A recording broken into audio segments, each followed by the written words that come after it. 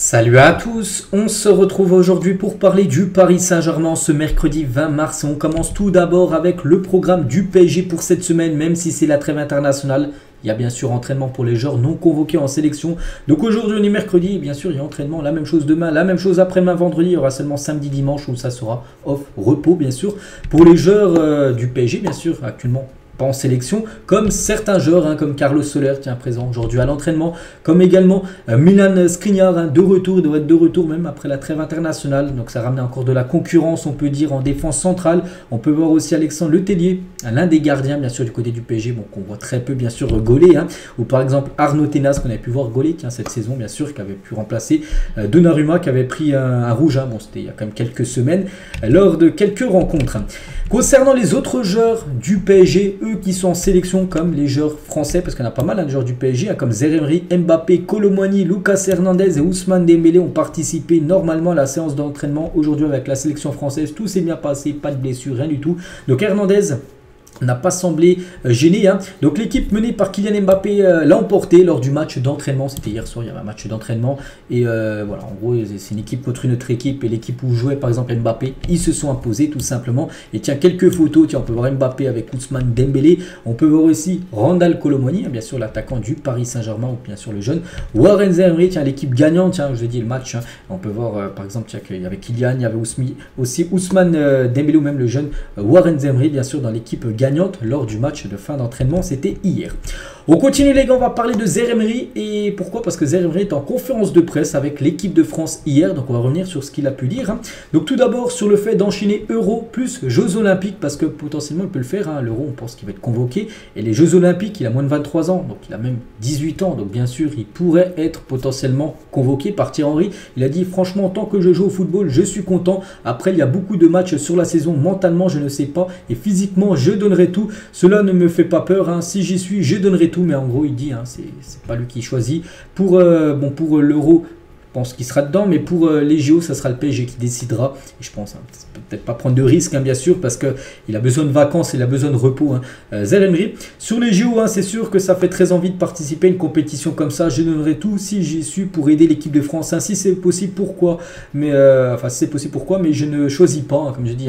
C'est une fois dans la vie, si je peux participer, je le ferai.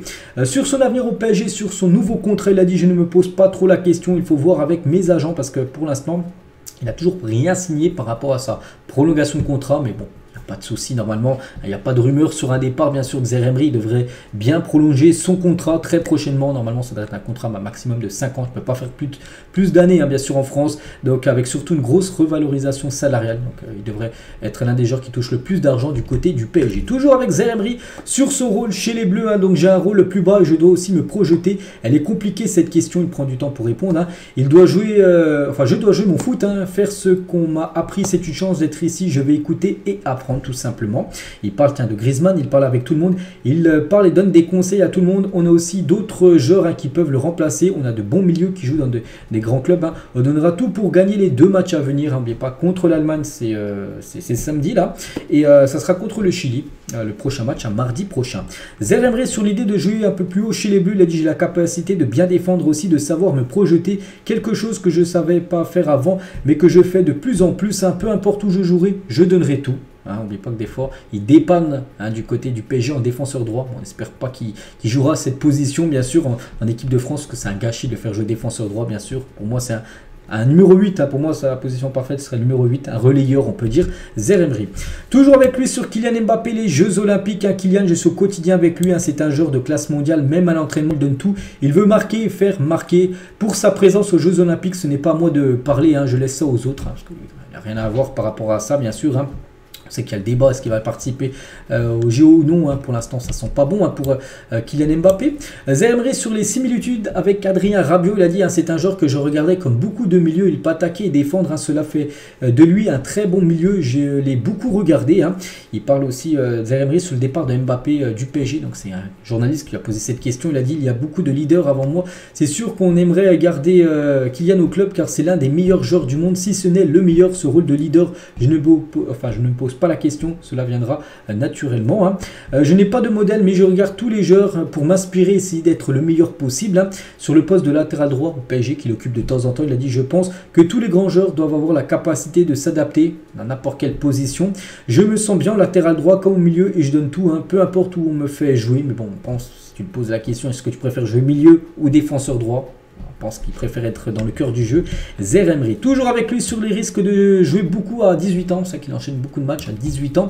Il a dit: c'est une question que je me pose. Après, je suis jeune et un peu insouciant. Je ne me pose que rarement des questions. Je donne tout et après on verra. Je pense être un garçon normal, hein, mais je ne sais pas ce que les gens pensent. Hein.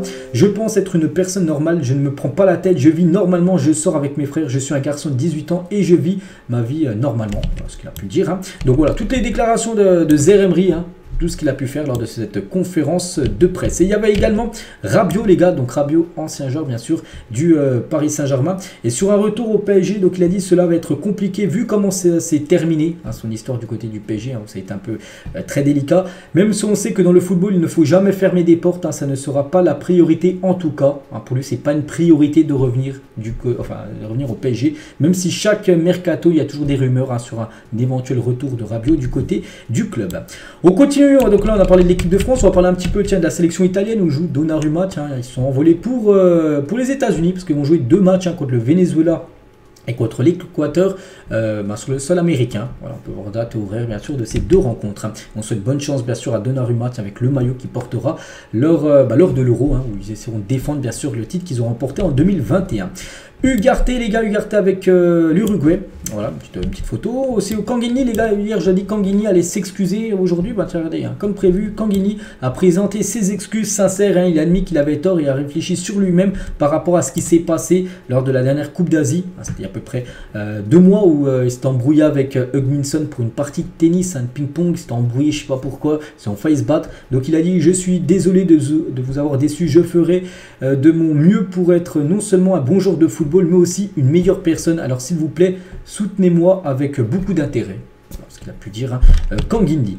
Donc on lui souhaite bonne chance, hein, pour les 2 prochains matchs. Hein. Donc la Corée du Sud jouera 2 matchs là, contre la Thaïlande. Concernant Beraldo, hein, on lui souhaite aussi bonne chance. Tiens, le Brésil joue contre l'Angleterre, c'est samedi soirée, contre l'Espagne, où il retrouvera, tiens, Fabien Ruiz, hein, de l'autre côté. Ça sera mardi prochain du côté du stade du Real Madrid. Et en parlant, tiens, de Fabien Ruiz, tiens, qui va affronter Beraldo avec Luis Enrique, Fabien Ruiz admet avoir parlé de l'équipe nationale dès son arrivée au PSG. Hein. Nous avons une grande équipe et nous sommes dans une bonne dynamique. Je suis content d'avoir des minutes. Nous sommes en vie dans toutes les compétitions. Nous espérons faire une belle année. Hein. Fabien Ruiz, hein, reconnaît qu'avoir l'ancien sélectionneur Luis Enrique au PSG lui donne un avantage pour jouer avec cette confiance en raison de la similitude des styles. Hein. Ils aiment tous les deux avoir le ballon et ils pressent dans le champ adverse. En gros, que ça soit Luis Enrique et Luis de la Fuente, le sélectionneur de l'Espagne. En gros, ils ont un peu le même style de jeu. On sait le style de jeu à l'Espagne, du côté du football espagnol, c'est un jeu de possession, tout ça. C'est à peu près la même chose. On sait qu'au PSG, la possession, c'est très important, bien sûr, pour Luis Enrique. Toujours avec Fabien Ruiz, hein, sur sa convocation avec la sélection espagnole. Hein, c'est vrai qu'avoir cette confiance vous donne un peu plus sur le terrain, mais en tant que professionnel, nous devons profiter des opportunités. Et il parle également des quarts de finale de Ligue des Champions face au FC Barcelone, un club espagnol. Ils ont fait pas mal de matchs avec de bons résultats. Ça va être un match très difficile, enfin un double match très difficile, parce que bien sûr il y a un match aller et également un match retour. Concernant le programme pour le Paris Saint-Germain, un petit rappel de toutes les rencontres. Hein. Donc chaque jour je vous montrerai, même si on est en trêve internationale, on est le 20. Donc le prochain match c'est le 31 dans 11 jours, J-11 avant le déplacement du côté du Vélodrome. Ensuite PSG Rennes, PSG Clermont. Il y aura 3 matchs à domicile, hein. Rennes, Clermont, Barça, après 2 déplacements, Lorient et surtout le match retour, hein, du côté du FC Barcelone prévu le 16 avril prochain. Et concernant le prochain match contre Marseille, donc il y aura une grosse ambiance, hein, comme souvent, et le match sera guichet fermé. Hein. Regardez, il n'y a déjà plus de place à vendre, enfin il y en a, mais elles sont très chères, elles seront certainement encore vendues, hein, parce que le match est quand même dans 11 jours. Aucune place n'est disponible en dessous de 500 € à la revente officielle. Voilà, donc toutes les places pas trop cher, enfin pas trop cher, hein, c'est déjà quand même à 80 €, ont tout été vendus bien sûr pour cette rencontre. On va souhaiter également bonne chance au Paris Saint-Germain féminin, parce que ce soir elle joue 5 quarts de finale aller de Ligue des Champions. Elle se déplace du côté de Aken, je sais pas trop où c'est, hein, ce pays. Hein. Donc peut-être je sais pas, je vais pas dire de bêtises. Bref, donc on peut voir le groupe convoqué tout simplement. Voilà, donc Aken et surtout les jeux du Paris Saint-Germain, donc l'entraîneur, les remplaçantes, la compo proba bien sûr, on en reparlera demain tout simplement de cette rencontre, on leur souhaite bonne chance bien sûr, espérant une victoire, donc voilà, le match retour sera la semaine prochaine, cette fois-ci au Parc des Princes. On va parler de Gonzalo Ramos, explique sa perte de poids puis depuis sa remise en forme, parce que vous savez qu'il avait une grave infection, puis il le dit, regardez, j'ai eu un mois de décembre très compliqué, j'ai d'abord attrapé un virus qui s'est ensuite transformé en infection du côlon, j'ai passé 20 jours assigné à vomir avec une fièvre très élevée, j'ai dû aller à l'hôpital 4 ou 5 fois, j'étais sous perfusion, j'ai perdu 8 kilos et au cours d'une saison d'adaptation en France, ça n'aide pas, j'ai ensuite dû reprendre mon poids bien sûr perdu à mi-saison, faire une pré-saison en janvier, ce qui n'était pas facile.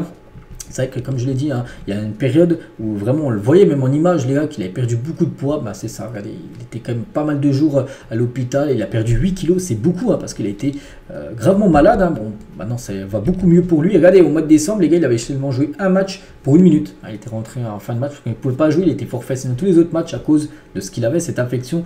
0 match joué, 0 but. Bon, c'est un mois de décembre catastrophique, bien sûr. Mais depuis, les gars, regardez, depuis, bien sûr, il a repris le poids qu'il avait perdu, il est plus malade. 8 matchs joués en 2024. Donc, bon, 0 match joué en Ligue des Champions, mais en Ligue 1, 8 matchs joués, 4 matchs en Coupe de France. Pour les minutes aussi, 313 en Ligue 1, 246 en Coupe de France et 6 buts marqués, un but en gros toutes les 93 minutes, en gros un but par match à peu près en moyenne pour Gonzalo Ramos. Moussa Sissoko, le nouvel agent de Désiré Doué, aimerait faire signer son client au PSG cet été, mais pour le moment, aucune discussion n'a été entamée parce que pour l'instant, j'ai pas vu, je regarde beaucoup les infos sur le PSG, j'ai pas vu de rumeur que le PSG était intéressé par rapport à ce joueur Désiré Doué, jeune joueur du Stade Rennais, mais d'après Moussa Sissoko, son nouvel agent, il aimerait en gros signer son client, donc Désiré Doué du côté du Paris Saint-Germain. Et on finit les gars avec Stéphane Fury, les gars, désolé, a donné sa prédiction pour le vainqueur de... Donc Fury, en gros, c'est un boxeur, donc en gros, il a un chien, puis en gros, il fait des prédictions, voilà, pour savoir qui va gagner, on va dire, cette édition de la Ligue des Champions. Donc à chaque fois, en gros, il met une balle au-dessus d'un escalier, le chien pousse le ballon, et ça va dans une corbeille. Donc soit, en gros, il a fait toutes les affiches. Par exemple, là, c'était Arsenal-Bayern. Donc là, ça va dans la panier du Bayern. Donc Bayern qualifié, Arsenal éliminé. Donc quand c'était le PSG contre le Barça, PSG qualifié jusqu'à, regardez, jusqu'à PSG Dortmund en demi, PSG en finale, PSG Real en finale. Et le PSG gagne la Ligue des Champions d'après le chien, tout simplement. Qui a donné tout simplement cette prédiction-là. Donc voilà, les gars, tout ce qu'il y a à dire aujourd'hui. J'espère que ça vous a plu. Donc on se retrouve demain, bien sûr. Demain jeudi, pour le prochain numéro sur le Paris Saint-Germain. Je vous souhaite une très bonne journée et à demain.